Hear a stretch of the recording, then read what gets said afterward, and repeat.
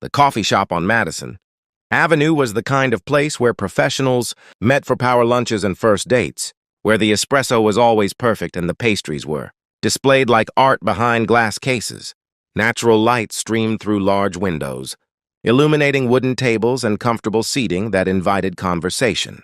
Nathaniel Grant sat at a corner table, checking his watch for the third time in 10 minutes. He was 36 years old, with dark brown hair styled back from his face, and he wore a navy blue suit that had been tailored precisely to his frame. As CEO of Grant Financial Group, he was used to people being punctual for meetings with him.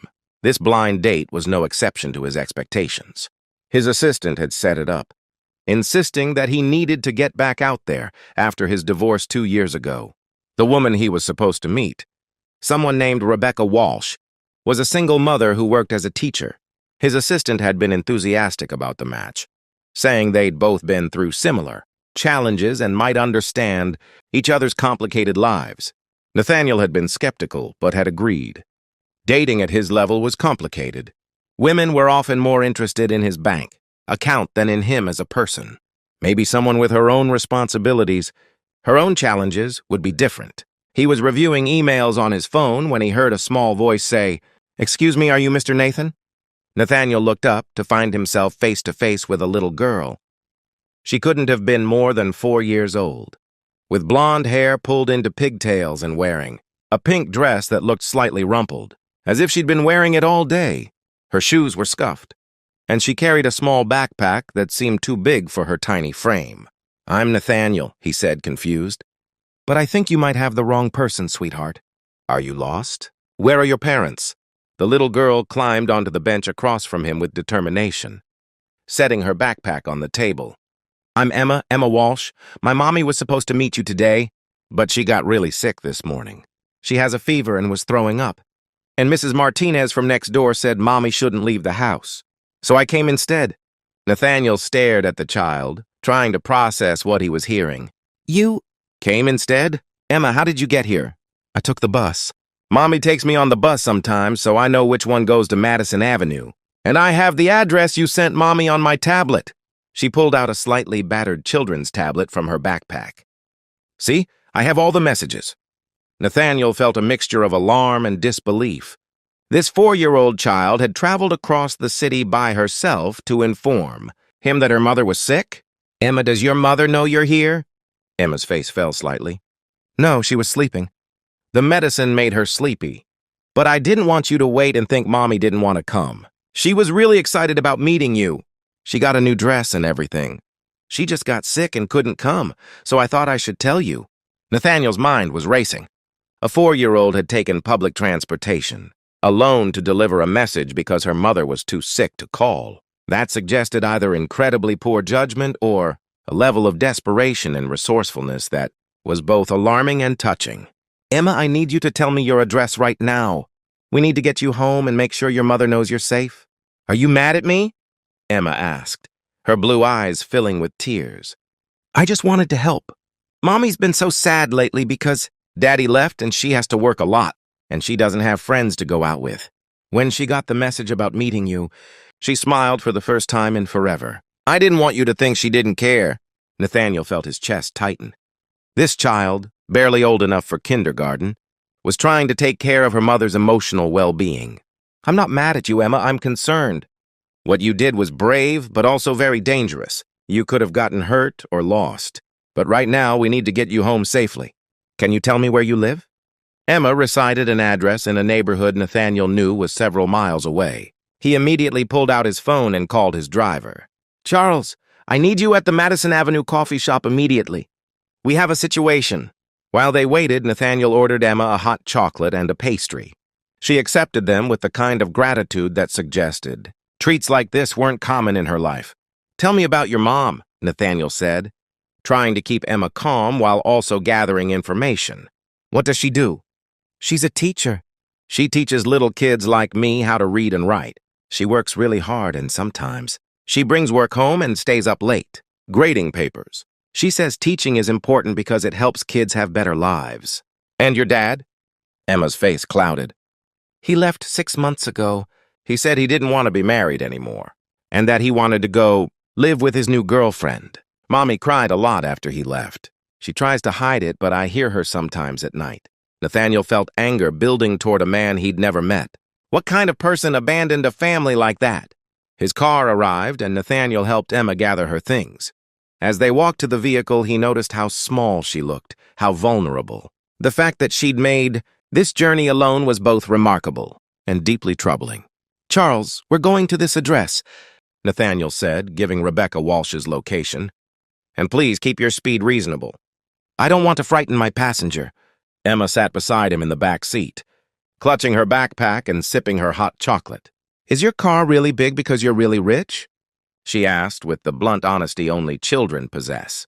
"I do okay," Nathaniel said with a slight smile. "I work hard and I've been fortunate. Mommy says rich people are usually mean because they only care about money." "But you don't seem mean. You bought me hot chocolate. Your mommy is probably speaking from experience with some unkind people. But money doesn't make someone good or bad. What matters is what you do with it and how you treat people." "That's what Mommy says, too." "About treating people good?" "She says it doesn't matter if you're rich or poor. What matters is being kind." "She's very kind. She helps our neighbors and she always gives food to homeless people. And she volunteers at the church, even though she's really tired." Nathaniel was building a picture of Rebecca Walsh, a dedicated teacher, abandoned by her husband, struggling to make ends meet but still prioritizing kindness and service. And somehow, she'd raised a daughter brave enough and loving, enough to travel across a city to protect her mother's chances at happiness. They arrived at the address. Emma had given a modest apartment, building in a neighborhood that had clearly seen better days. The building was older, with paint peeling in places, but the entryway was clean, and someone had planted flowers in pots by the door. "What floor, Emma?" "Third floor. Apartment 3B. They took the elevator up, and Emma used a key from her backpack to unlock the door. The apartment was small but tidy, decorated with what was clearly second-hand furniture that had been arranged with care. Children's artwork covered one wall, and family photos in inexpensive frames showed a smiling Rebecca with Emma at various ages. "Mommy?" Emma called out. "Mommy, I'm home!" A woman emerged from one of the bedrooms, and Nathaniel's breath caught. She was beautiful despite looking terrible, feverish, disheveled, wearing sweatpants and an old college t-shirt. Her blonde hair was pulled back in a messy ponytail, her face was pale, and she moved with the careful deliberation of someone who was very ill. "Emma? What? Oh my God, where have you been?" Rebecca's voice was hoarse with illness and rising panic. "I woke up and you were gone, and I've been calling your name and—" Then she saw Nathaniel standing in her doorway, and confusion joined the panic on her face. "Who are you? What are you doing in my apartment with my daughter?" "Mom, this is Mr. Nathan, the man you were supposed to meet today. I went to tell him you were sick so he wouldn't think you didn't want to see him." The color drained from Rebecca's already pale face. "You what? Emma, you went all the way to Madison Avenue by yourself? Do you have any idea how dangerous that was? You could have been hurt or lost or—" She swayed slightly, and Nathaniel immediately moved forward to steady her. "Miss Walsh, you need to sit down. You're clearly very ill." Rebecca pulled away from his touch, though she did sink onto the couch. "I'm fine. I need to—" "Emma, what were you thinking? You know you're never supposed to leave the apartment without me." "But Mommy, you were so excited about your date. You got a new dress, and you did your hair special, and you said maybe this time you'd meet someone nice. And then you got sick, and I knew you couldn't go, and I didn't want Mr. Nathan to think you didn't care, so I—" "Emma Marie Walsh, you took a bus across the city alone. Do you understand how terrified I've been? I thought something had happened to you. I was about to call the police." Emma started crying, and Rebecca pulled her daughter close despite her anger. "Don't you ever do something like that again. Do you understand me?" "I'm sorry, Mommy. I just wanted to help." Nathaniel stood awkwardly in the small living room, feeling like an intruder in this private moment. "Ms. Walsh, I'm Nathaniel Grant. Obviously, this isn't how I expected our first meeting to go. I brought Emma home as soon as I understood what had happened. And I think you should know what she did was dangerous and absolutely shouldn't be repeated. But she did it out of love for you. She wanted to make sure I knew you were excited about meeting me." Rebecca looked up at him with exhausted eyes. "I'm so sorry. I don't know what to say. I was supposed to cancel, but I was so sick, and I must have fallen asleep after taking medication and... She looked around her small, shabby apartment, clearly embarrassed. This is not how I wanted you to see my life. This is mortifying. You're sick. You have nothing to be embarrassed about. I have a 4-year-old who apparently thinks it's okay to travel across the city alone to deliver messages to strangers. I'd say I have plenty to be embarrassed about. She's 4. She made a mistake. But Ms. Walsh, the fact that she felt comfortable enough to approach me, that she was articulate enough to explain the situation, that she wanted to help you so badly she was willing to be brave. That all speaks to incredible parenting. You've raised a remarkable child. Rebecca laughed, though it turned into a cough. A remarkable child who scared 10 years off my life today. Mommy, I really am sorry, Emma said in a small voice. I didn't mean to make you worried. I just didn't want you to miss your chance to be happy. Rebecca's expression softened and she kissed the top of her daughter's head. I know, baby. But my happiness is not more important than your safety. Nothing is more important than that. Promise me you'll never do something like this again. I promise. Nathaniel checked his watch. Miss Walsh, when's the last time you ate? Or took medication for your fever? I don't know. This morning, maybe? I've been sleeping on and off. Do you have soup? Bread? Anything I can heat up for you? Rebecca stared at him. Why would you do that? You don't know me. This date was supposed to be our first meeting, and instead you got dragged across the city to return. My daughter, who made an incredibly poor decision. You don't owe me anything. Maybe not. But I'd like to help. And frankly, you're in no condition to take care of yourself right now, let alone Emma. So let me be useful. Where's your kitchen? I can handle this, Rebecca protested, trying to stand up. But she swayed again, and Nathaniel gently pushed her back down onto the couch. Ms. Walsh, you're sick. Let someone help you. Where's the kitchen? Rebecca, if we're going to have you in my apartment, you can call me Rebecca. And the kitchen is through there. She gestured weakly. Nathaniel found the small kitchen and assessed the situation. The pantry and fridge were sparse, a few cans of soup, some bread, eggs, basic staples, but nothing extra. He heated soup and made toast, bringing it to Rebecca along with a glass of water and the bottle of fever reducer he found in the bathroom cabinet. When did you last take this? I don't remember. Then it's been long enough. Take 2. Rebecca accepted the medication and the food, with the exhausted gratitude of someone too sick to keep protesting. Emma sat beside her mother, watching Nathaniel with wide, curious eyes. Are you going to stay for our date now? Emma asked. Since you're already here? Nathaniel couldn't help but smile. Emma, your mommy is too sick for a date right now. She needs to rest and get better. But you could stay and talk to her while she eats. That's kind of like a date, right? Mommy says dates are about getting to know each other. Rebecca looked mortified. Emma, stop. Mr. Grant has already done more than enough. I'm sure he has other places he needs to be. The truth was, Nathaniel did have places to be. A conference call in an hour, a dinner meeting later, a full schedule that never seemed to have gaps. But looking at this struggling, single mother trying to maintain dignity despite being sick and exhausted, looking at the little girl who loved her mom enough to risk everything to help her, Nathaniel found he didn't want to leave. Actually, I have some time, he said, settling into the worn armchair across from the couch. Emma's right. Dates are about getting to know each other, and we did have an appointment scheduled. This is not the date I imagined, Rebecca said, but there was a hint of humor in her voice despite everything. But it's definitely memorable. So tell me, Rebecca Walsh, what made you agree to a blind date with a CEO you'd never met? Rebecca took a spoonful of soup before answering. Honestly, my friend convinced me. She's the one who set this up. She knows your assistant, apparently.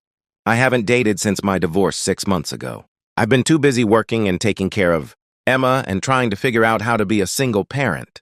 But my friend said I needed to start living again, that Emma and I both deserve to have more than just survival mode. And what were you hoping for? From this date, I mean? Rebecca was quiet for a moment. Someone kind. Someone who understood that I come as a package deal with a 4-year-old daughter. Someone who didn't see single motherhood as baggage but as part of who I am. I wasn't hoping for rescue or financial support. I just wanted someone who saw me as a person, not just as a single mom struggling to make ends meet. What do you teach? Nathaniel asked. 2nd grade, at a public school in an underfunded district, where most of my kids qualify for free lunch, and some of them don't have stable housing. It's hard work and the pay is terrible, but it matters. These kids deserve someone who sees their potential, who fights for them. That's why you work late. Grading papers, lesson planning. How did you? Rebecca paused.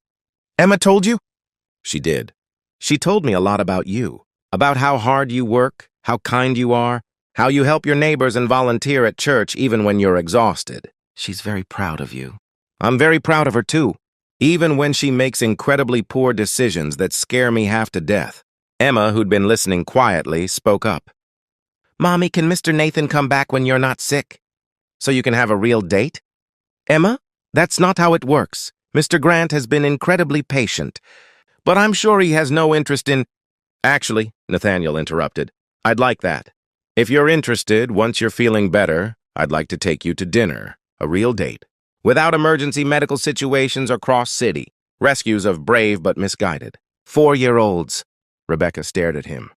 Why? After all this chaos, why would you want to see me again? Because in the hour I've spent with you and Emma, I've learned more about what matters than I have in the last year of perfectly pleasant but meaningless dates. You're raising an incredible daughter despite incredible circumstances. You're dedicated to work that makes a difference even though it doesn't pay well. And you haven't once asked me for anything, even though you're clearly struggling. That tells me everything I need to know about your character.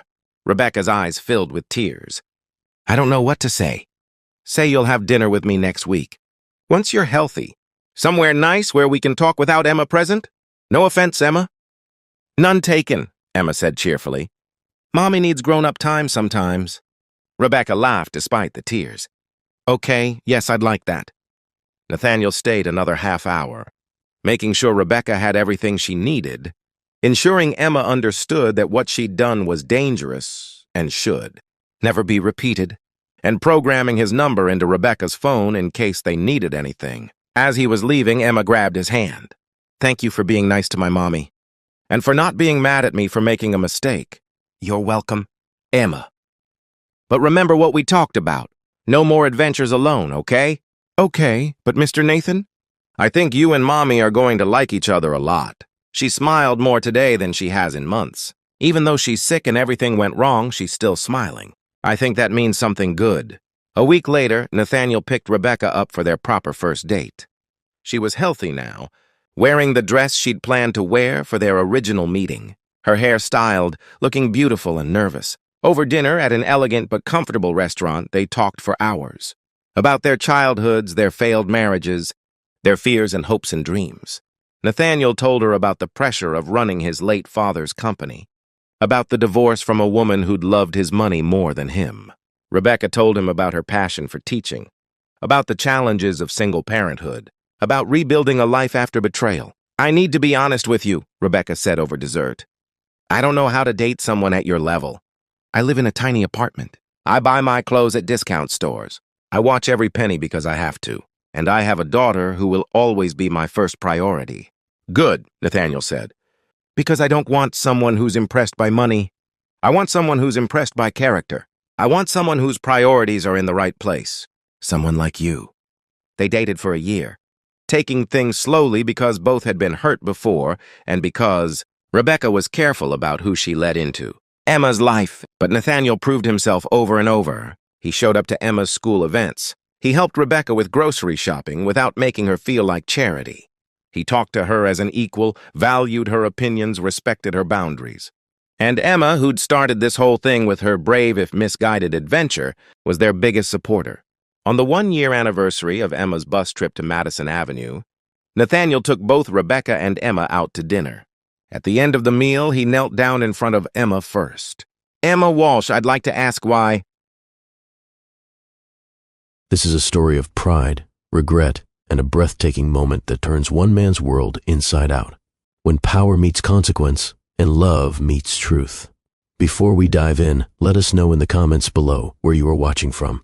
And don't forget to like this video and subscribe to Love and Twilights for more unforgettable stories that hit close to home. Now let's begin. The mirror was cruel tonight. Julian Price stood before it, twisting the sharp edge of his cufflink into place, though his fingers trembled slightly. The midtown skyline stretched endlessly behind him, lights like glitter thrown against midnight. His tailored tuxedo fit perfectly, as always, but the man wearing it felt off balance. The Sterling Industries Gala was his moment. As Chief Operating Officer, he was the face of progress, profit, and polish. But tonight, despite the roaring success of his quarterly earnings speech, all he could think about was a name, handwritten thoughtlessly on an ivory invitation. Emily Carter. It had started as a joke. His colleague Marcus had tossed the idea across the conference room table over whiskey and cynicism. "You ever wonder what happened to your old assistant?" Marcus had asked, smirking. "What was her name again?" "Emily. You should invite her. Stir the pot a bit." Julian had laughed at the time, playing along with a confidence he didn't quite feel. That laugh had covered nerves. He hadn't said her name in years. But in the moment, trying to appear unbothered, he jotted her name down on the official guest list. And just like that, the joke was made real. Now, as the gala's hour approached, Julian wasn't laughing. He stared at the guest list again. Her name stared back. Beneath it, 3 unexpected additions. He hadn't authorized those names, but someone had allowed it. 3 children, attending as her guests. He swallowed hard. 3 years earlier. The office had been quieter than usual that day. Julian remembered entering after a lunch meeting, briefcase in one hand, coffee in the other, barking updates into his Bluetooth headset. Then he saw it, her resignation letter. It wasn't dramatic. It was short, handwritten, and left neatly on his desk. No explanation, no goodbye. He'd panicked. Emily had been more than an assistant. She had been the person who knew how he liked his coffee, who predicted when he'd forget his dry cleaning, who stayed late when he lost track of time, who calmed his nerves before board meetings without even trying. She had been his anchor without ever demanding to be. When he found her downstairs, already halfway out the door, he demanded answers. His voice had been clipped, defensive. But hers? Calm, measured, unshakable. "I'm pregnant, Julian," she had said. 4 months, with triplets. He had frozen, like the breath had been stolen straight from his lungs. He hadn't spoken. "I didn't want to involve you if you didn't want this," she added gently, her eyes glassy but her voice firm. "But I thought you deserved to know." She turned to go. "I'll take care of them," she'd said over her shoulder. "Don't worry, you don't have to do anything. I just needed you to hear it from me." He had tried to fix it after that. Money, doctors, arrangements, protection from gossip. He offered it all, at a distance. He thought that was what responsible men did. But Emily had declined every offer. "You want control," she had whispered during their final conversation. "But what I needed was support." Then she was gone. And now she was coming back. Julian checked the time, 6:58 p.m. The gala started at 7. He turned from the mirror and walked toward the elevator, nerves dancing under his skin. "You asked for this," he muttered to himself, hitting the button for the lobby. As the lift descended, so did his confidence. 7 miles away, Emily Carter was in a rush of her own. "Phoebe, no glitter. That's for the craft box, not your face." "Mommy, can I wear your shoes?" Celia asked, already clacking around in heels 4 sizes too big. "Where's my bow tie?" cried Noah from the living room. The apartment pulsed with life. The smell of curling iron heat and vanilla-scented lotion lingered in the air. Emily's emerald dress hung on the door. A sleek velvet clutch waited beside it, next to a folded invitation that had been opened a dozen times. "Sterling Industries cordially invites Ms. Emily Carter and guests." Guests. The word had sent a shock through her system the moment she noticed it. She had shown the triplets, unsure of what to say, but their excitement had filled in the silence. Noah thought it was a birthday party. Celia and Phoebe had screamed with joy at the chance to wear princess dresses. Emily had quietly folded the invitation and tucked it into a book on the shelf. Now, looking in the mirror, she saw a version of herself she hadn't seen in years. Her makeup was subtle but defined. Her soft waves had returned thanks to an hour of YouTube tutorials and determination. She touched the hem of her dress, took a breath, and nodded. She wasn't walking into that gala as someone's past. She was walking in as a mother, a woman, and, yes, a goddess. By 7:30 p.m., the black car pulled to a stop beneath the glittering lights of Sterling HQ. Julian stood near the entrance, shaking hands with executives. He was halfway through a conversation about renewable strategy when the hush came over the crowd. His eyes were drawn to the entrance, like fate had yanked them there. Emily, wearing emerald green, looking like wealth had never left her side. And beside her, 3 stunning children, 2 girls in matching dresses and a boy in a tiny tux who blinked up at the marble pillars like they were castles. The color drained from Julian's face. Marcus, beside him, raised an eyebrow. "Well, well," he murmured. "You sure know how to pull off a dramatic entrance." Julian didn't answer, because Emily wasn't just walking into a party. She was walking into his world, with everything he'd thrown away, right beside her. The black sedan glided to a stop beneath the Sterling Industries portico, its polished frame glistening beneath the crystal exterior lights. A valet in a navy suit rushed forward to open the door. The moment Emily Carter stepped out, the air shifted. Gasps weren't loud, but they echoed nonetheless, in the silence that always precedes spectacle. Draped in an emerald green gown that curved and flowed with the elegance of old Hollywood, Emily exuded more than beauty. She radiated composure, resilience, and power. From behind her, Phoebe and Celia followed in coordinated champagne-toned dresses with soft sparkle and silk bows pinned at the back. Noah, his chest puffed out with pride, clutched her hand in a tuxedo that made him look like he was starring in his own secret agent film. The doorman offered a polite greeting, but his eyes lingered in awe. Emily gave a warm, gracious nod and led her children through the entrance of the towering Sterling building. As they entered, the grandeur of the lobby unfolded. White marble floors gleamed under chandeliers, and the scent of roses and citrus filled the air. Classical music floated in from the adjacent ballroom, but none of it held the guests' attention the way Emily and her children did. Inside the gala hall, conversations stopped mid-sentence. Eyes turned. Flutes froze halfway to lips. From CEOs to socialites, no one could look away. Julian was facing the opposite direction when he felt it, that shift. A current of murmurs swept behind him. He turned slowly, his heart already pounding, his breath shallow. And then he saw her, his ex-assistant, the woman he had once dismissed with cold precision, the woman who had walked out of his life with nothing but grace and a swollen belly. Now she stood in his world again, radiant, unapologetic, and flanked by 3 living reminders of everything he had lost. Julian's expression cracked.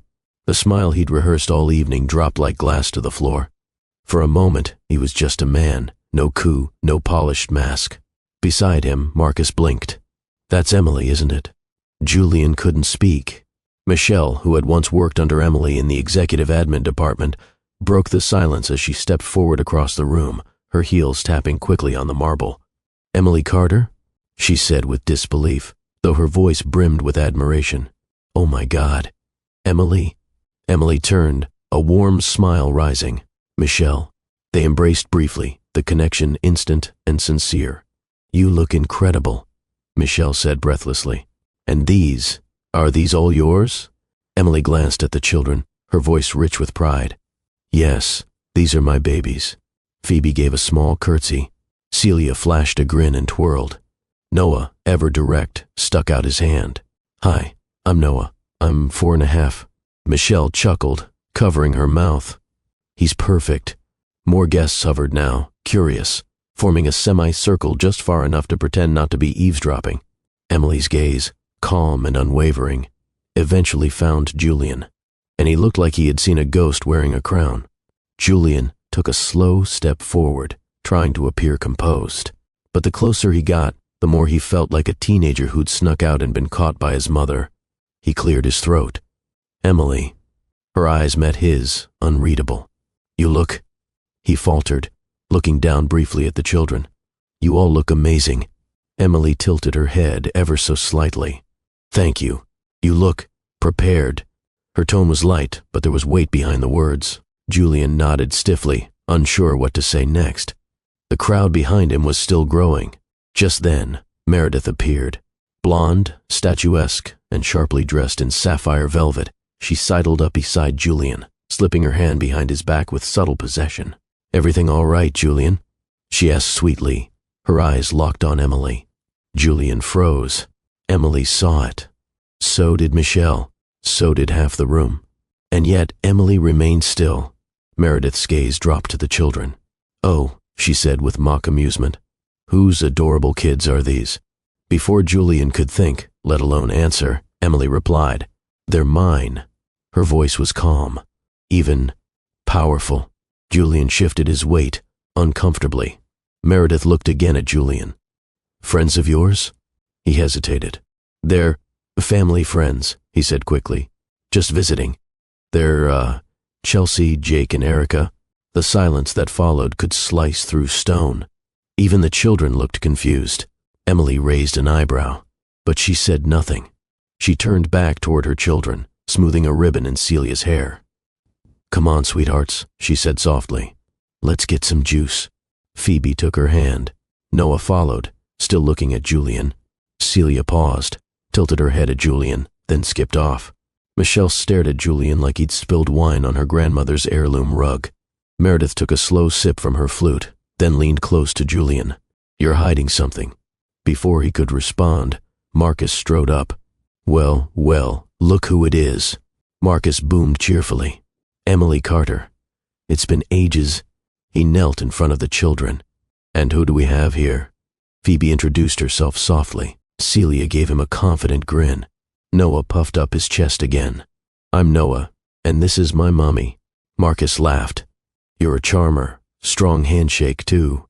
Emily smiled for the first time since entering. Marcus's presence eased something tight in her chest.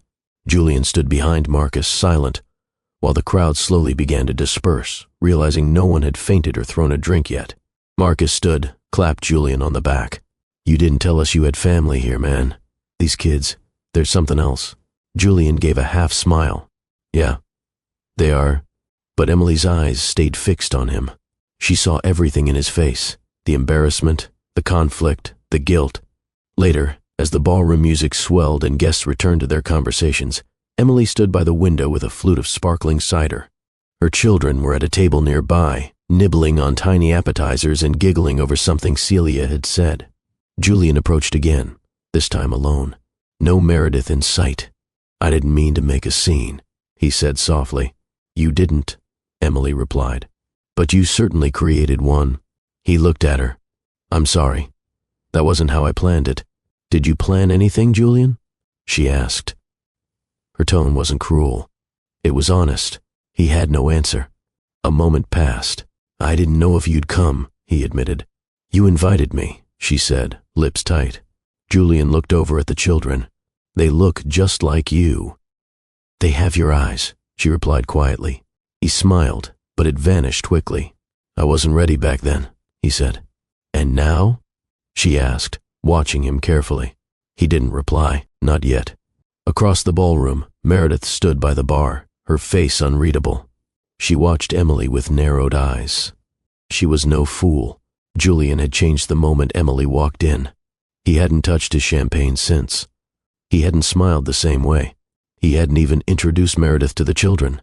She downed her drink and left the glass on the counter, walking away without a word. Back at the children's table, Marcus had joined them again.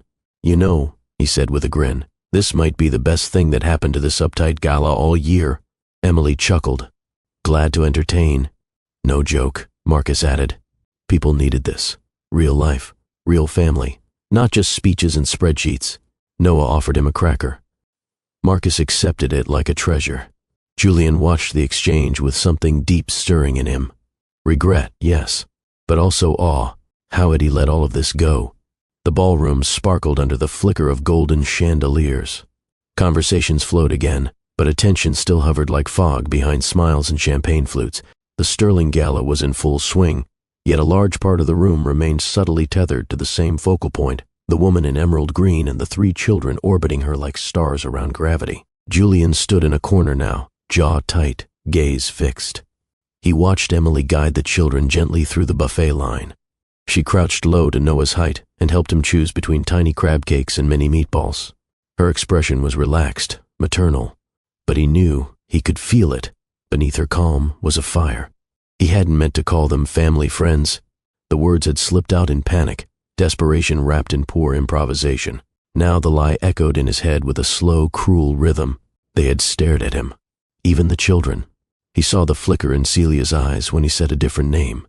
He had felt the weight in Emily's silence, in the way she refused to call him out immediately, not because she was weak, but because she was patient. Meredith appeared again, this time with purpose. She crossed the room, heels silent but certain, and slid beside Julian like a shadow. "You're not very convincing tonight," she said softly, sipping from her new glass of rose. Julian didn't respond. Meredith tilted her head. "They're not family friends." Her tone was simple. It wasn't a question. It was a fact wrapped in frost. "No," Julian replied, after a pause. She blinked, startled by the admission. "Are they yours?" Julian looked down at his hands. "Yes," Meredith exhaled through her nose. "And Emily?" He turned toward her, finally meeting her eyes. "We were close. She left. I didn't stop her." Meredith's face hardened. "And now she's back, with triplets." He didn't say anything. "You should have told me." "You're right." Meredith laughed under her breath. "Well, isn't this elegant timing?" Julian watched Emily laugh softly with Marcus and Michelle. The children were now sitting on a velvet bench near the live pianist, swaying slightly to the music. "I made a mistake," Julian said. Meredith took a step back.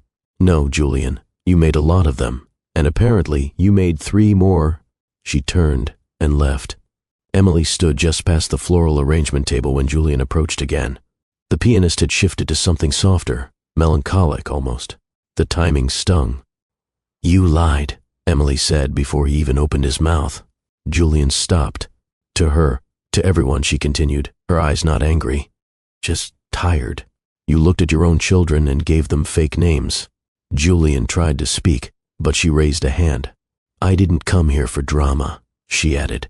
"I came here because they asked to, because Celia wanted to wear her new dress, because Phoebe wanted to meet the man in the photo frame beside my bed, because Noah keeps asking what it means when someone is called Dad. I didn't come to play games, Julian." He swallowed hard. "I panicked. I wasn't ready." "You had 4 years," she snapped, her voice finally breaking. "You had all the time in the world." The sting in her tone drew glances again. Guests sensed the escalation. Julian looked down. "I know." Emily stepped closer. "Do you even know what they like? Their favorite food? Their morning routine? Which one is afraid of the vacuum cleaner?" She stared him down. Julian's shoulders sank. "No, I don't." She turned to leave, but Phoebe ran up and tugged at her hand. "Mommy," she said softly, "the music is slow. Can we dance now?" Emily hesitated, glancing between her daughter and Julian. The crowd seemed to lean in. Then Julian knelt down. "Can I have this dance?" he asked gently. Phoebe looked up at her mother, eyes wide. Emily hesitated, but then nodded. Phoebe smiled, taking his hand. Julian lifted her like a feather and guided her toward the center of the floor.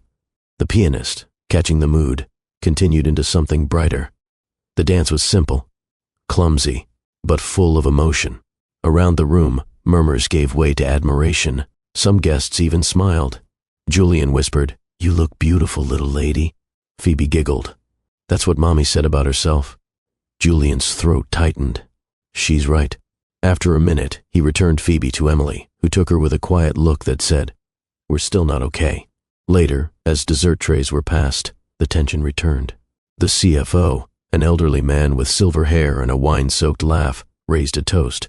"To love," he said cheerfully, glass in the air, "and to unexpected blessings." It was meant innocently, but the ripple it sent through the room was instant. All eyes returned to Emily.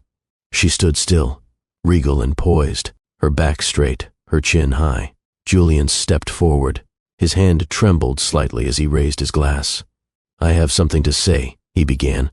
Silence. Emily turned, surprised. Julian exhaled. 3 years ago, I let someone go," he said. "Someone who gave me everything, and I gave her nothing in return." The room tensed. I wasn't brave enough to claim my truth. Tonight, I tried to lie again. I looked at my own children, and I pretended they weren't mine because I was scared. Gasps swept across the room. He turned toward Emily. "These aren't family friends," he said, voice shaking. "They're my children. And Emily, she's the strongest woman I've ever known." Tears welled in Emily's eyes. The children watched curiously from their table. Julian knelt again. "Phoebe, Celia, Noah, I'm your dad. I'm sorry I wasn't there. I can't change that. But I want to be here now." Emily blinked, her hands trembling slightly. Marcus placed a hand over his chest, clearly moved. The pianist stopped playing. Noah climbed down from the bench and ran across the room. He threw his arms around Julian. The entire hall seemed to exhale at once. Phoebe followed. Then Celia. They clung to Julian in a way that was both forgiving and pure. Emily covered her mouth with one hand. Her breath shook.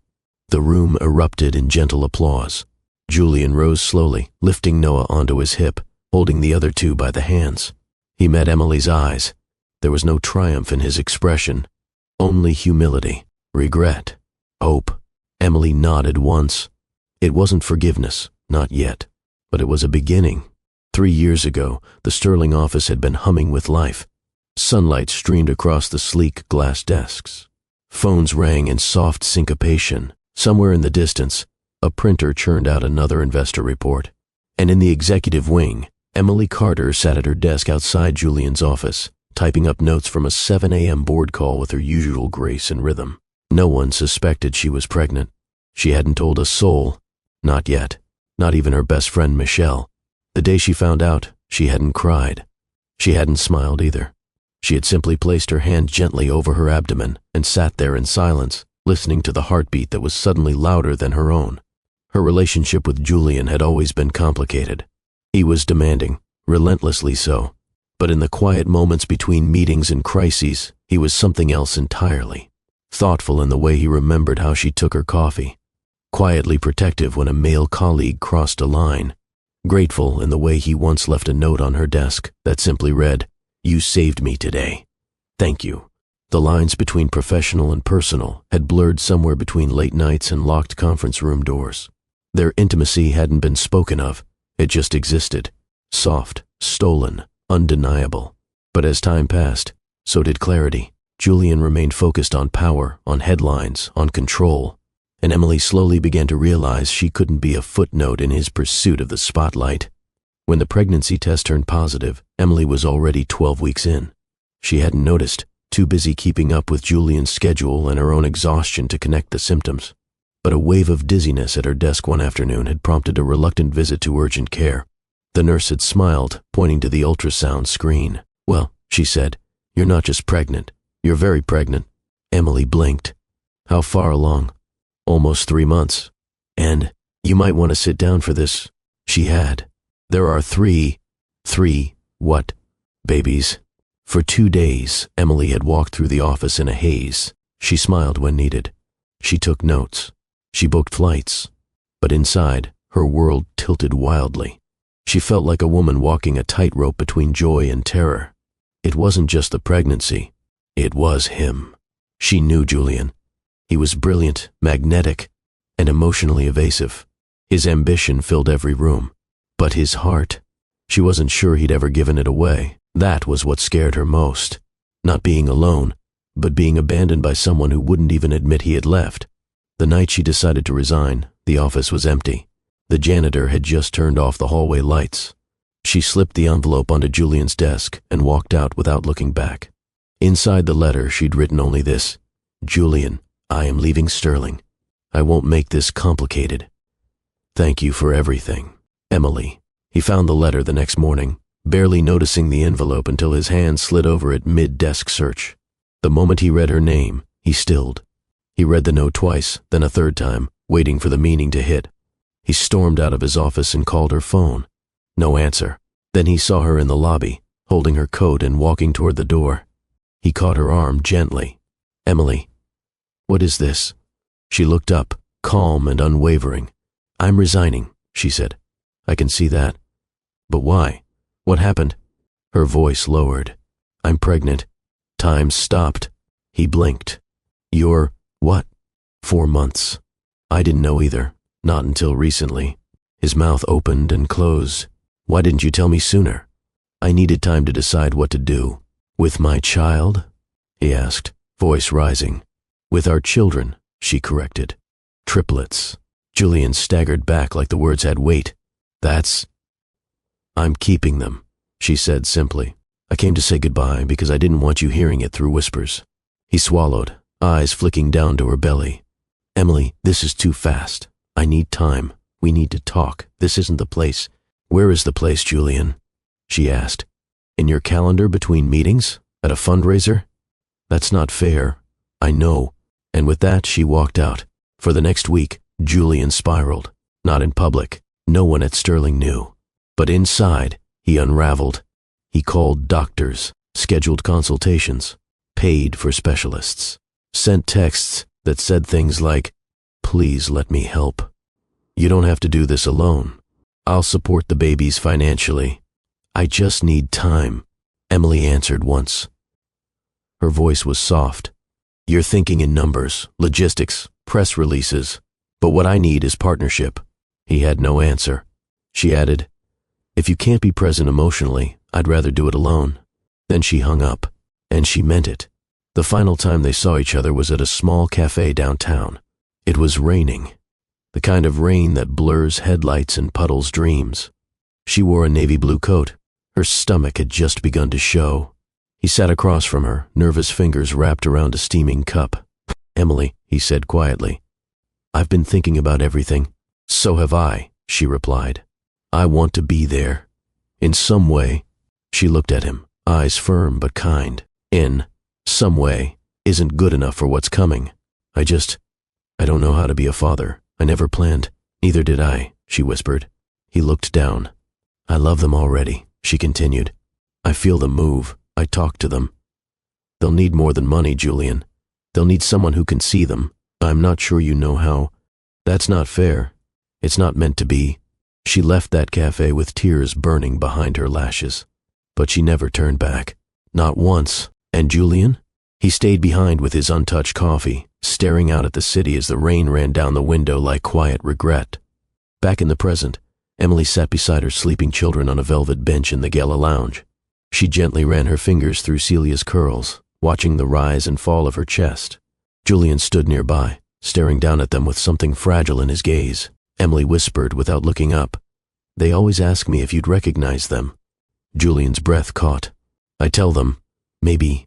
He sat beside her. "I do now." Emily didn't speak, but she didn't move away. The evening was waning, but the atmosphere inside the ballroom had shifted into something still, almost expectant. Conversations dimmed into murmurs. Plates clinked less. Somewhere in the center of it all, Julian stood motionless, hands at his sides, eyes not on the investors or executives, but on Emily. She was seated again beside the children, tucking a napkin under Noah's chin as he devoured a chocolate-covered strawberry with unfiltered joy. Celia laughed beside him. Phoebe had one foot curled beneath her dress, holding a juice glass like royalty.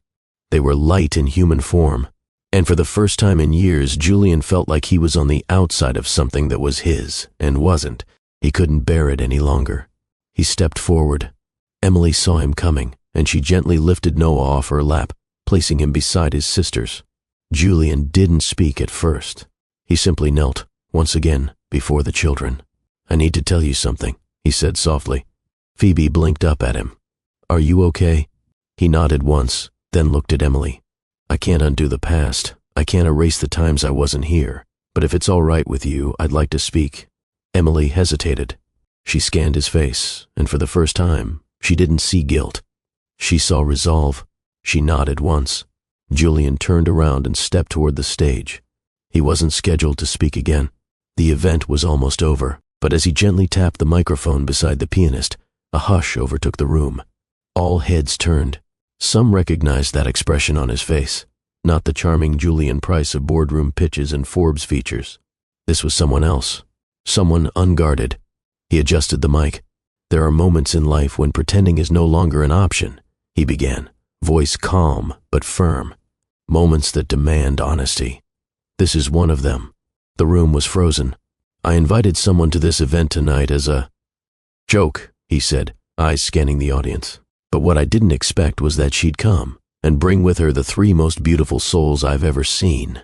Gasps flickered quietly across the room. 3 years ago, I was told I was going to be a father, and instead of standing beside the woman who gave me that gift, I ran, not in body maybe, but in all the ways that mattered. Guests were no longer whispering. They were just listening. I told myself I was too busy, too unprepared, too important to pause. He shook his head. But I see now that I wasn't unprepared. I was afraid, and I covered that fear with power and distance. I watched the woman I cared for walk out of my life, pregnant, brave, and determined, and I let her. He paused, looking down. She didn't ask me for money. She didn't demand a thing. She walked with her dignity and carried a burden I was too cowardly to share. Until tonight. A few women in the room had tears in their eyes. Julian turned toward the crowd and motioned gently. From the back, Emily stepped forward. With her children, there were no words, just the sight of her in green silk, walking with purpose. The children followed, heads held high. They didn't understand every detail, but they felt something important happening. Julian stepped off the platform and met them halfway. "Emily," he said, voice low but steady, "I failed you, I failed them, and I don't deserve forgiveness just because I finally showed up." She stared at him, breath trembling. "But I'm not here asking to erase what happened. I'm asking to rebuild, not for reputation, not for performance, but because I saw something tonight. I saw my children. I saw you, and I knew I can't stand outside of this anymore." Emily said nothing for a moment. Her gaze moved to the kids, Phoebe clinging shyly to her dress, Celia chewing her lip, Noah holding her hand tightly. "I came here tonight for them," she finally said, voice soft. "But I also came to see if you would even recognize what you lost." Julian swallowed hard. "I do. Do you know Celia sings when she's scared?" Emily continued. "That Phoebe likes to narrate bedtime stories in funny accents? That Noah tries to fix everything in the house with toy tools and asks if he's like you?" Julian's eyes glistened. "I want to learn all of it." She stepped a little closer. "You didn't just miss their first words. You missed their first hospital stay, their first school interview, their first question about where their daddy is." Each word was like a hammer, but Julian took every one of them. "I'm sorry," he said quietly, "for all of it." The room held its breath. Emily looked at the children, then back at him. "Phoebe," she said, turning to her daughter, "do you want to say something?" Phoebe nodded slowly, then took one step forward. Her tiny voice lifted. "I hoped you'd come someday," she said. Julian knelt down again, blinking quickly. "I'm here now." Celia followed and wrapped her arms around his neck. Noah tilted his head, then offered his small palm. "Do you want to come to our house next time?" he asked plainly. Julian laughed gently through a cracked breath. "If you'll have me." Emily looked down, one tear sliding slowly down her cheek. Julian stood and gently took her hand. "I don't expect you to forget, Emily. I only hope I can earn your trust again." She didn't answer with words. She let her hand remain in his. And the room? The ballroom of suits and stilettos? It erupted, not into chaos, but into a quiet collective wave of applause. The kind that comes from watching someone finally say what needed to be said. Marcus, standing by the bar, wiped a corner of his eye and raised a glass. To truth and second chances, glasses clinked. A new song began, and Julian, now holding one of his daughters in his arms, danced quietly beside Emily, who never looked away. They didn't speak. They didn't need to. Something had finally been set free. The music resumed gently in the background. A soft romantic melody carried on the notes of a baby grand piano near the marble staircase. But the mood inside the gala had transformed. Gone was the undercurrent of gossip and curiosity. In its place lingered something deeper, quiet respect, even admiration. There were still glances, but they no longer carried judgment. Now, they carried understanding. Julian stepped away from the center of the room with Emily beside him, their 3 children trailing between them like small satellites of hope and energy. Each step forward felt like both an ending and a beginning. They weren't being followed, they were being watched with care. Emily, graceful in her posture, kept her head high. Her hand still held Noah's as he occasionally stopped to tug at his bow tie, his small feet stumbling over the polished floor. Celia hummed to herself, a tune she'd made up on the spot. Phoebe clung to Emily's other side, smiling shyly at the people they passed. Michelle approached, her eyes glistening with pride. "That was brave," she said, squeezing Emily's hand. "The way you stood there, unshaken. I always knew you had it in you." Emily smiled. "Thank you, Michelle. It means more than you know." Michelle crouched to the children's level and offered them a tray of fresh macarons from a passing waiter. "Take 2 each," she whispered. "But don't tell anyone." They giggled and grabbed their colorful treats with delight. Julian observed from a step behind, watching Emily effortlessly balance motherly warmth with effortless composure. She didn't just belong here, she stood out. Marcus soon caught up with them as they made their way toward the gallery wing of the ballroom. "So, when's the next gala?" he teased. Julian chuckled. "Ask me after I learn everyone's bedtime routine." Marcus laughed and offered a warm nod to Emily, You've raised extraordinary kids. Emily glanced down at them, smiling. They're the ones raising me, most days. As they moved through the room, people approached one by one. A woman from the marketing department extended her hand. I remember Emily from 3 years ago, always so kind. It's good to see her again. An older gentleman from the board leaned toward Julian. Your speech tonight? Well, it was the most honest thing I've ever heard come from this platform. You've got more than just numbers in you, Bryce. Julian nodded humbly. One woman whispered to Emily, he's different now. I hope he keeps growing. You deserve that. Emily offered a measured smile. She wasn't making promises to strangers, but their words weren't unwelcome. Celia, twirling in her dress, nearly bumped into a waiter carrying champagne. Julian caught her just in time, lifting her into his arms with practiced ease. Whoa, little lady, he said. You're on a mission. I'm dancing, she explained. This dress makes me float. Julian smiled and spun her gently in his arms. Emily caught the moment, and for a brief second, it pulled at her heart. He could have been doing that all along.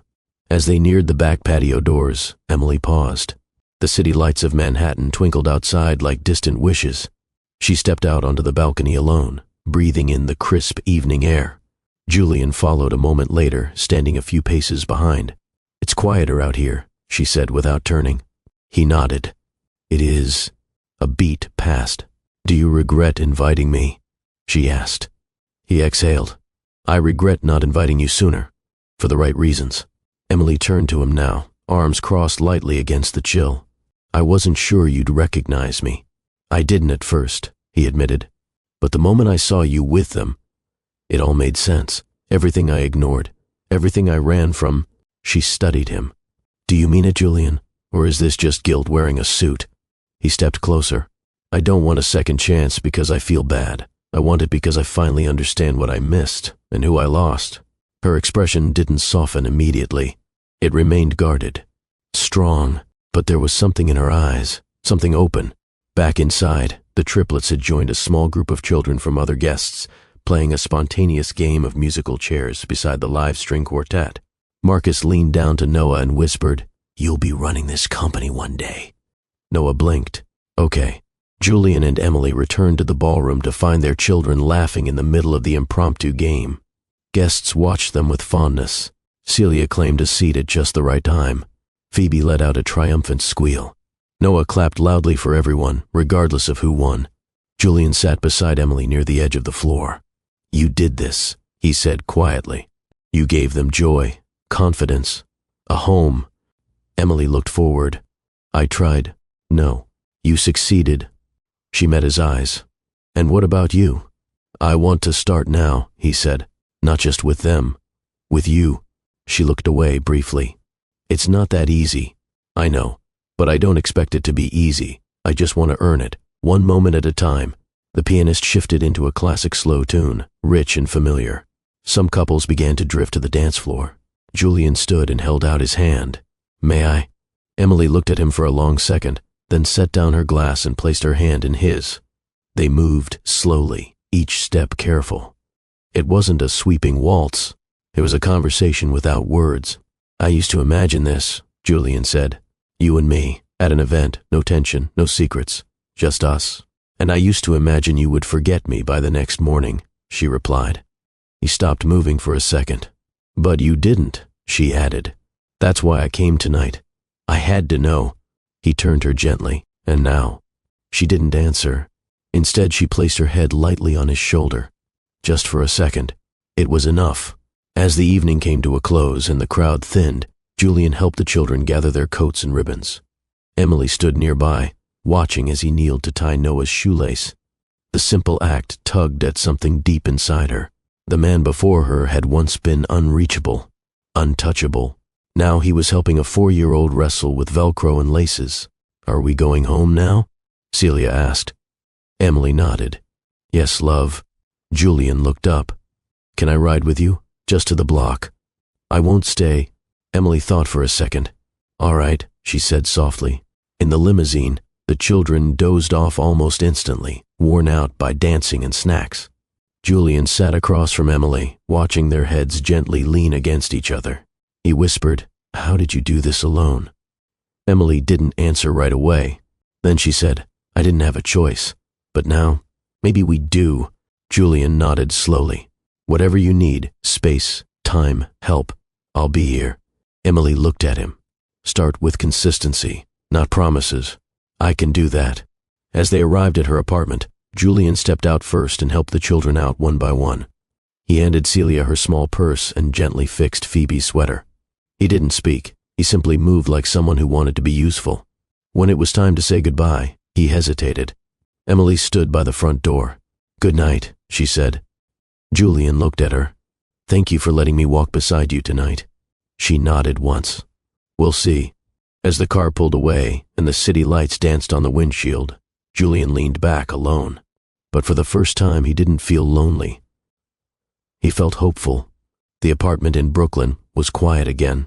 Street lights glowed faintly outside the curtained windows, casting soft orange shadows across the living room floor. The triplets had been tucked into bed, their gala attire replaced with matching pajamas, Celia in moons, Phoebe in tiny suns, and Noah in a rocket ship print.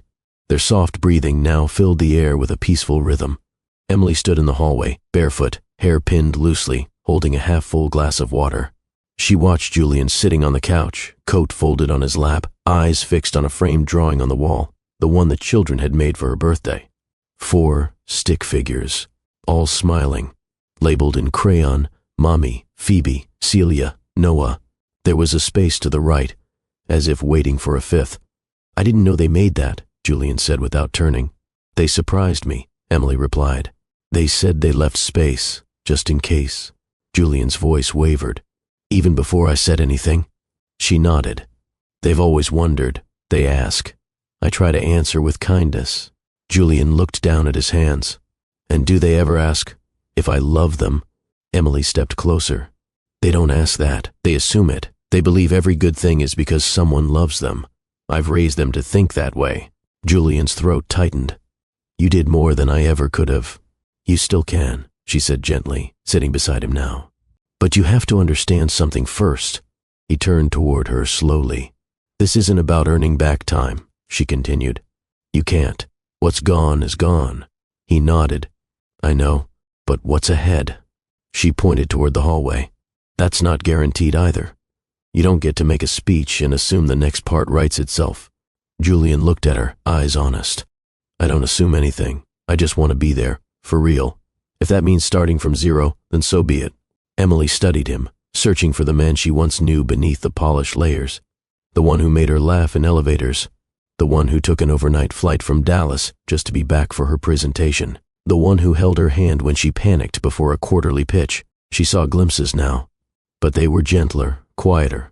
You've changed, she said. He looked away. I had to. Why?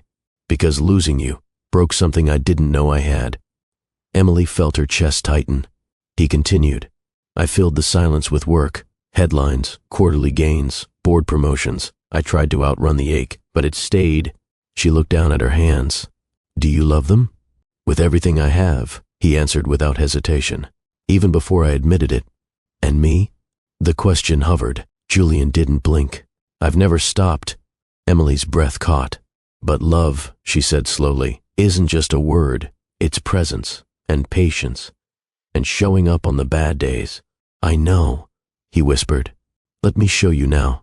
She didn't answer right away. She leaned back slightly, folding her arms across her waist. I'm not ready to say yes, but I'm not shutting the door either.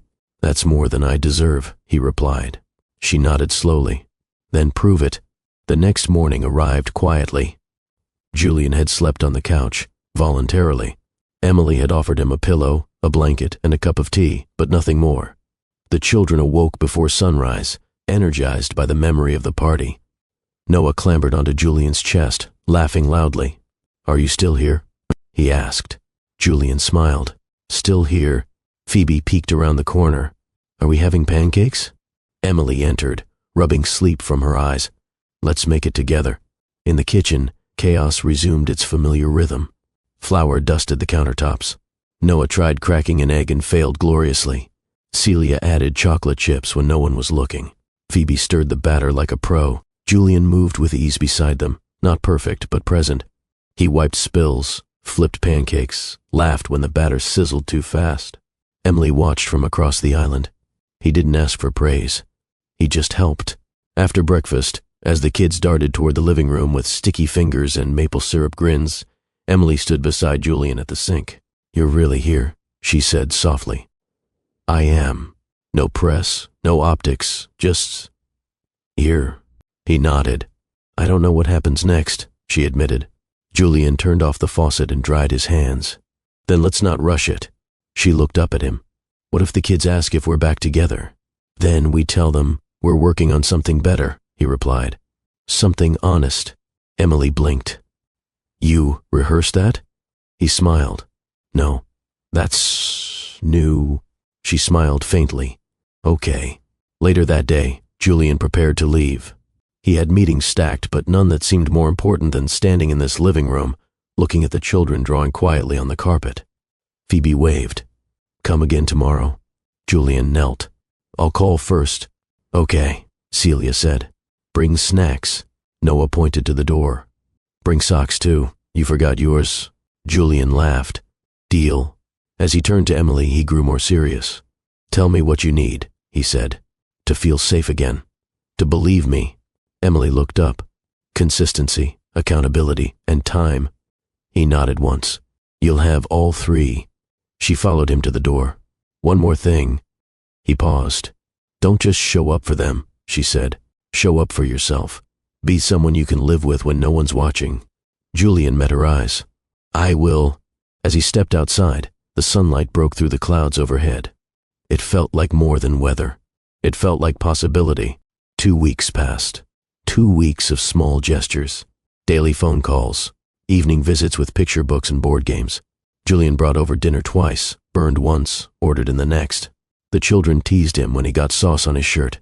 Emily watched him laugh at himself. Instead of performing for admiration, he came not to impress, but to be involved. And slowly, it worked. One rainy Thursday evening, as thunder rolled softly in the distance, Emily stood by the living room window with a mug of tea in hand. The kids were asleep. Julian was sitting on the floor, assembling a bookshelf they'd bought earlier that week. He wasn't doing it for her. He was doing it because the children asked for a reading corner.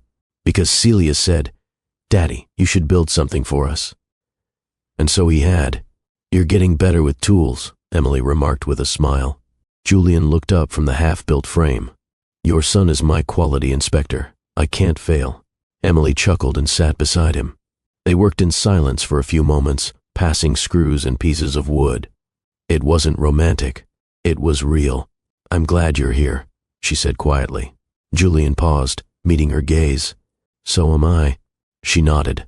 "They talk about you all the time. You're the first thing Noah brings up when he wakes.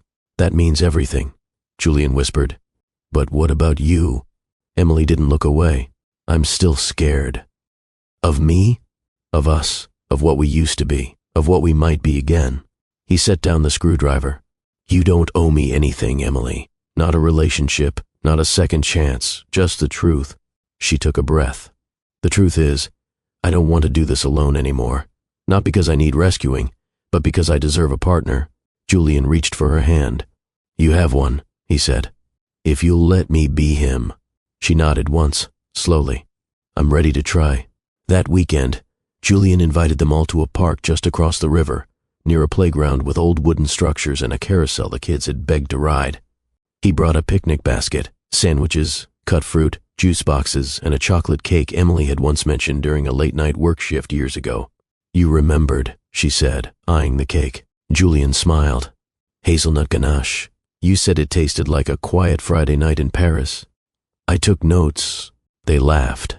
The children ran across the grass, chasing bubbles and feeding ducks. When Phoebe scraped her knee on the gravel path, Julian lifted her with gentle care, cleaned the wound, and whispered, "Even the bravest explorers trip sometimes." Emily watched, and something deep inside her softened. Later, while the children rested under the shade of a tree, Julian pulled out a wrapped box. Small, elegant. "This isn't a proposal," he said quickly. "It's something else." Emily opened it. Inside was a delicate gold necklace, 3 tiny pendants, each engraved with a name: Phoebe, Celia, Noah. Her breath caught. "I missed their firsts," Julian said. But I want to be present for the rest. Every lunchbox joke, every school project, every night they ask you for one more story. And if you'll let me, every birthday, every graduation, everything. Emily traced the pendants with her thumb. They'll love this. I made one for me too, Julian added, pulling a chain from beneath his shirt. Same pendants, same names. I want to carry them with me. Tears welled in her eyes. She leaned into him. You really are different. I just finally know what matters. 3 months later, the bookshelf in the corner was now filled with picture books, plush animals, and a framed photo of their first day at the park. Julian read to them every Tuesday night without fail. He made mistakes in silly voices. He learned Celia liked chapter books, Phoebe preferred rhymes, and Noah wanted 2 stories every time. Emily began leaving space for him, not just in her schedule, but in her heart. One quiet night, as the kids slept soundly and rain tapped gently at the windows, Julian stood by the hallway mirror, adjusting his collar. He was dressed simply. No suit, no speech, just presence. You're early, Emily said, stepping out of the bedroom. I like being early now. She smiled. Good habit. He walked toward her slowly. I know this isn't a fairy tale. We're not erasing anything. We're not supposed to, she replied. We're supposed to grow from it.